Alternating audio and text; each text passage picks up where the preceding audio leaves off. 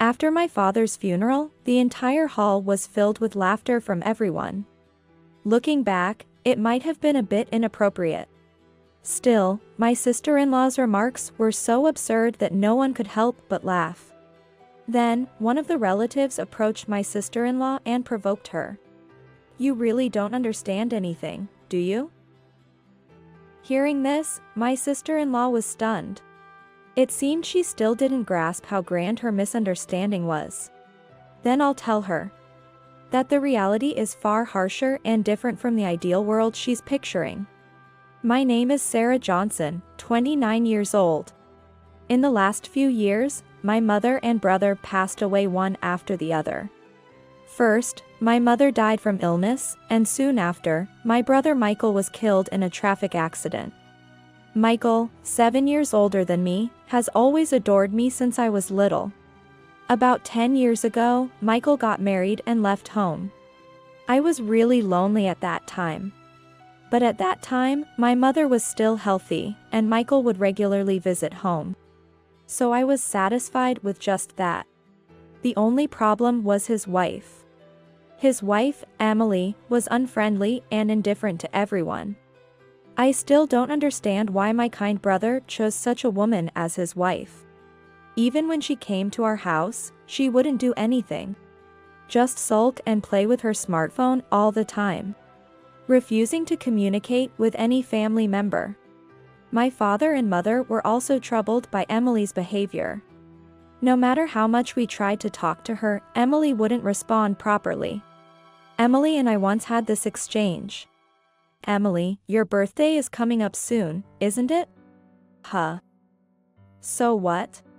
Taken aback by her blunt response, I continued the conversation. Is there anything you want for your birthday?" "Really?" "Ahaha. Something I want within your budget?" "There's nothing like that." "That's harsh." "Then, cash." "I'd rather have cash than something tasteless from you."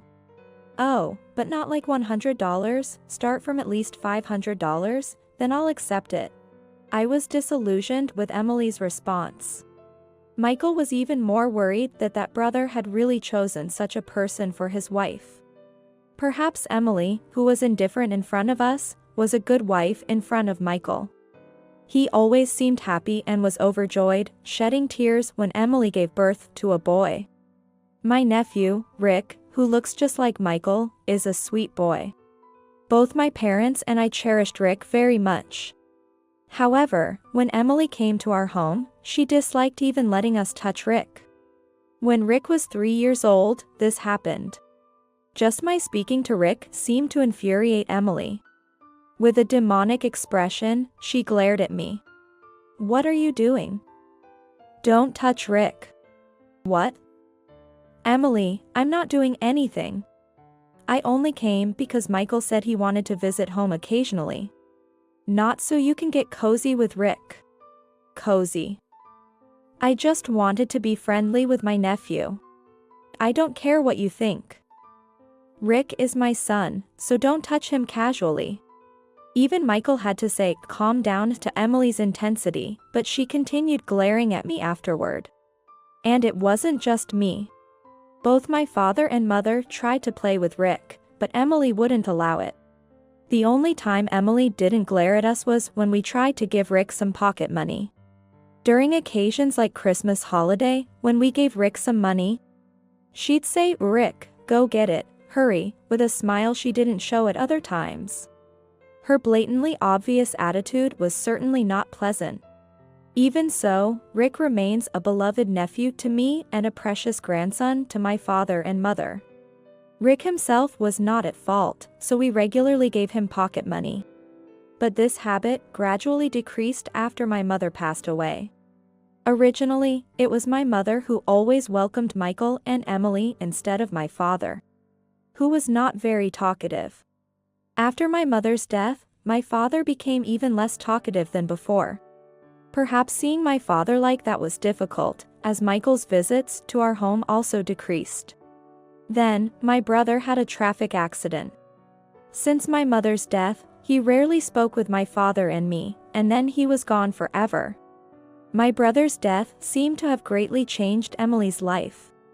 Afterward, she began to trouble my father frequently. Because Emily, a housewife, started visiting our home often, demanding money. Please pay for the living expenses and child support that Michael was supposed to pay. What are you talking about, Emily? Confused by this sudden demand, my father was baffled, but Emily continued relentlessly. Just pay it. Because your son died in a traffic accident. Rick and I have to live by ourselves. Compensate us. Compensate. Why should I?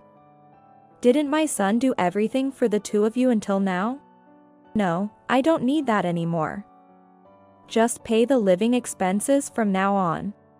Are you okay with Rick going hungry? That's not what I...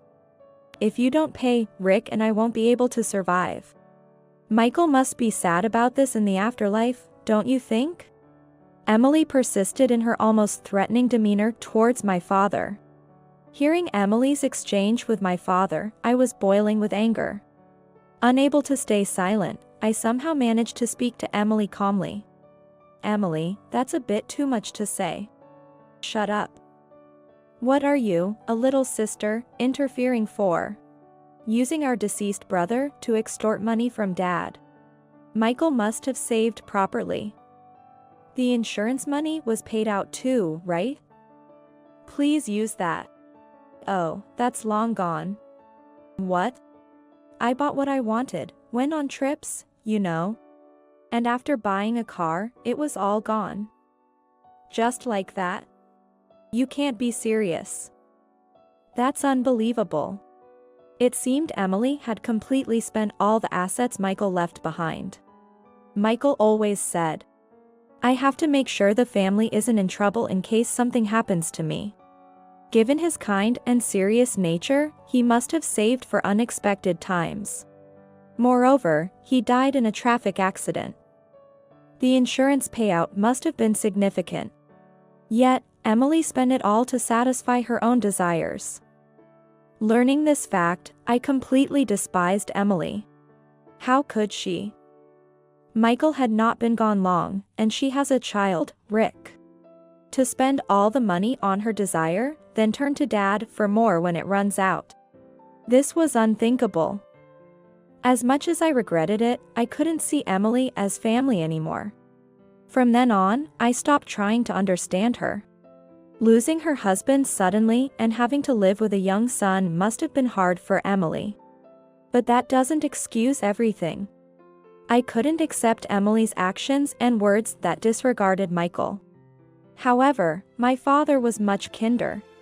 Even after Emily treated him that way, he said, "It's for Rick's sake," and transferred a considerable amount to Emily's bank account every month.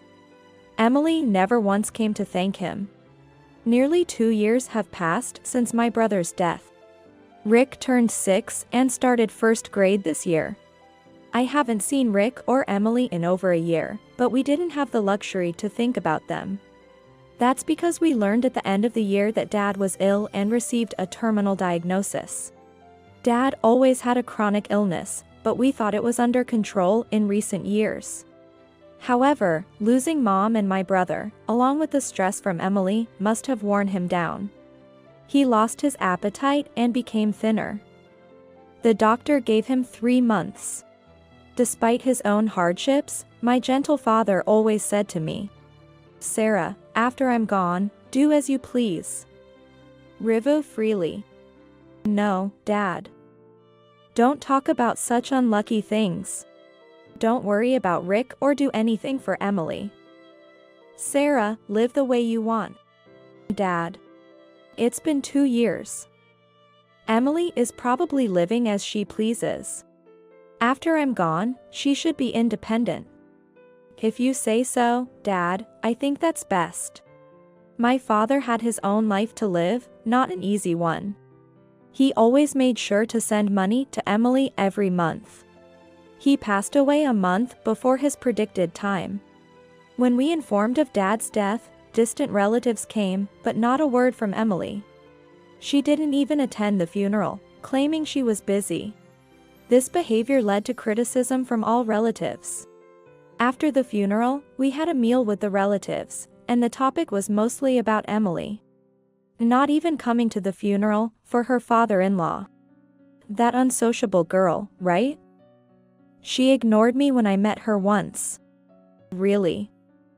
I wonder if Michael was ever happy with such a wife. As the relatives chatted, I was quietly serving tea. Then my grandfather on my father's side approached me. "Are you okay, Sarah? You seem very tired." "Oh, Grandpa. I'm fine. But living alone now, it might be a bit lonely." "That's true. If you ever have any trouble, make sure to contact me, okay?" "Grandpa, thank you. I'm an adult now, so I have to be strong, even on my own." I showed a small determined gesture. And my grandfather looked at me with narrowed, pleased eyes. During this tender moment with my grandfather, the doorbell rang. When I opened the door, Emily was standing there. "Huh? Emily, I thought you had something to do today and couldn't come." "Shut up. I didn't come to see you." "Are all the relatives here?" "Yes, everyone is here but..." Then, Emily made a loud noise as she headed towards the back of the house. She flung open the door of the room where everyone was gathered and said loudly, "Everyone's here, I see. I have something to tell you all today." The sudden appearance of Emily stunned all the relatives in the room. While everyone was frozen, Emily continued with a smug look on her face. "This house and land will be inherited by my son, Rick. No objections from anyone, right?" "Emily, what are you saying all of a sudden?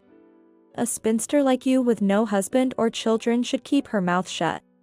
My Rick is the son of the eldest son of this house. Don't you understand? That's not what I mean. Stop being so annoying. No matter what you say, this house and land belong to Rick. Can you, the nuisance, please leave immediately?" At that moment, I felt a rush of anger like blood flowing backward. After all the care we had given her, sending money every month. And she didn't even attend Dad's funeral. And now she claims the house and land for inheritance. How ungrateful can she be? Dad has just passed away. And she has the audacity to say such things in front of all the relatives after his funeral. Unforgivable. Emily's selfish attitude was beyond control. And there she was, continuing to look smugly at all the relatives. I wanted to say something to the unreasonable Emily. Just as I was about to step forward, the entire room, filled with relatives, erupted in laughter. Is she okay? Does she understand what she's saying? Such an unreasonable woman. Really troublesome. Oh dear, that's too much. Well, it's expected. Emily was visibly flustered by the laughter of all the relatives. Something she clearly hadn't anticipated. With her face turning red, she stood frozen in front of everyone. Then my aunt, my father's sister, who was among the relatives, couldn't contain her laughter and explained the situation. That's hilarious. You really don't understand anything, do you? What are you laughing at? What do you mean by I don't understand anything? You really don't know? I'll tell you. Even if Michael passed away, neither Rick nor you have any inheritance rights to this house. That's impossible. This is my father-in-law's house, right? Which means it should be inherited by Rick, the son of the eldest son. You're not saying it's going to this spinster, are you? No. It's not like that. This house and land are not going to be inherited by Sarah either. Huh? What do you mean? Then who's inheriting it? Emily's face turned anxious, and my aunt smiled slyly and revealed the truth. Because, this is not my brother's house. I don't understand. What do you mean? This is my father's house. In other words, it's Michael's and Sarah's grandfather's house. My brother was just borrowing it. Borrowing. Wait, the grandfather is still alive, right? Which means you finally get it. There's nothing to inherit in the first place. Dad is still healthy, and this house was just lent to my brother by our father. No, this can't be true. Indeed, the owner of this house wasn't my father. When he married my mother, my grandfather lent it to him. And my father had only renovated and lived in it. Ultimately, both the house and the land are in my grandfather's name. And my grandfather, still healthy and present here, heard the whole truth. Emily, understanding the reality, collapsed on the spot, her face turning pale. Makes no sense. This has to be a lie, she muttered to herself. Then suddenly, Emily looked up and hurriedly approached me. We can live here, right, Sarah? I'm really in a tough spot with no money. Huh? Right, it's okay. Even if it's just by marriage, we're sisters. You should help your sister in trouble, shouldn't you? Absolutely not. You're so selfish. What's wrong with you? I'm the one who's asking for so much. You're my sister. And you're being cheeky. Listen to me. Emily, livid, grabbed my hair. I forcefully shook off her hand and declared, live here? Are you crazy? It's a terrible feeling to be breathing the same air as the worst woman, who didn't even attend my father's funeral. Live with you in the same house? That would be the worst punishment. Don't be ridiculous. Sarah, calm down. Calm down? I don't want to hear that from you. Do you know how my father felt sending you money every month? He had no extra money on his pension, yet he cut from his living expenses for his grandson. Sending you money for 2 years. Every month. Yet, you never once thanked him. Not even showing your face at the funeral, you crazy. But I thought, this house belonged to my father-in-law, and he had quite a bit of assets. Emily continued with excuses, not apologizing for her actions. I was appalled by her attempt to justify herself. I firmly declared to her, no matter what you say, I will never forgive you.